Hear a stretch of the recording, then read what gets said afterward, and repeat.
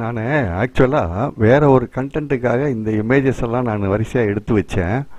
ஆனால் இவங்க கட்சியில் இருக்கிற உளறுவாயனுங்க ஒவ்வொரு நாளும் ஒவ்வொரு மாதிரி பேசி ஒவ்வொரு சர்ச்சையை கிளப்பி அந்த கட்சியினுடைய போக்கை நாளுக்கு நாள் மாற்றிக்கிட்டே போகிறானுங்க. அது எப்படி இருக்குன்னா, கொரிய நாடகத்தில் வர திருப்பங்களை விட பயங்கர ட்விஸ்ட்டுகளோட போய்கிட்டு இருக்குது. அதனால் நான் எடுத்த இந்த கான்செப்ட் இப்போ சொன்னோம்னாக்கா அது பொருந்தாது. இவனுங்க கட்சியை பற்றி ஜென்ரலாக ஒரு விஷயம் சொல்கிறேன்.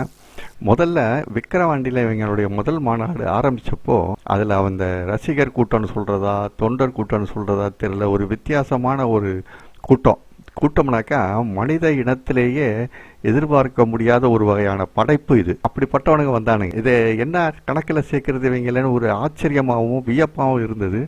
ஆனால் ரொம்ப ஒரு வினோதமான ஒரு கூட்டம். அது காலம் போய்கிட்டு இருக்க இப்போ அந்த விஜயோடைய குடும்ப பிரச்சனை வெளியே வந்த உடனே அதை பற்றி பேசக்கூடாது அப்படின்னு சொல்றதுக்கு எப்படி சொல்லணும்னு தெரியாமல் இந்த பெண்கள் அவங்களையே அவங்க அசிங்கப்படுத்துறாங்க. அதாவது பெண் ரசிகர்களா அல்லது பெண் தொண்டர்களா என்னன்னு தெரியல, அது எப்படி சொல்றதுன்னு தெரியல. ஆனால் தமிழ்நாட்டில் இப்படி ஒரு இளைஞர் கூட்டமும் இப்படி ஒரு பெண்கள் கூட்டமும் இருக்குங்கிறது இதை வச்சு தான் இந்த கூட்டத்தை வச்சு தான் தெரிய வருது. அதாவது அவங்க என்ன பேசுகிறாங்க, என்ன அர்த்தத்தில் பேசுகிறாங்கன்றது தெரியல.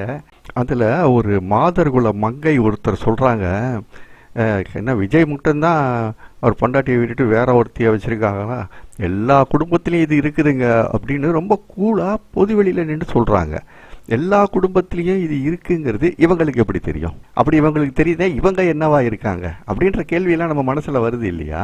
கசக்கி வீசி எறியப்பட்ட ஒரு காகிதம் போல கிடக்கிற ஒரு கட்சி.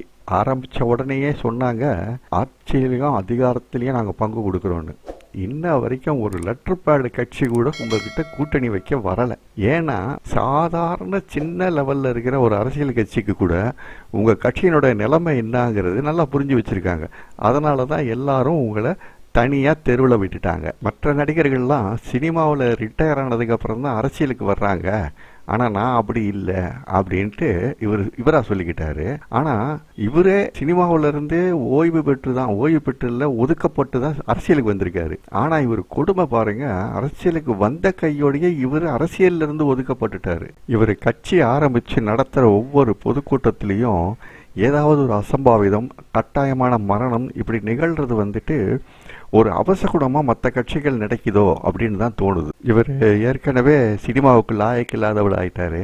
இப்போ அரசியலுக்கும் லாயக்கு இல்லைங்கிறத மே 4 அறுதிட்டு கூறப்போகுது.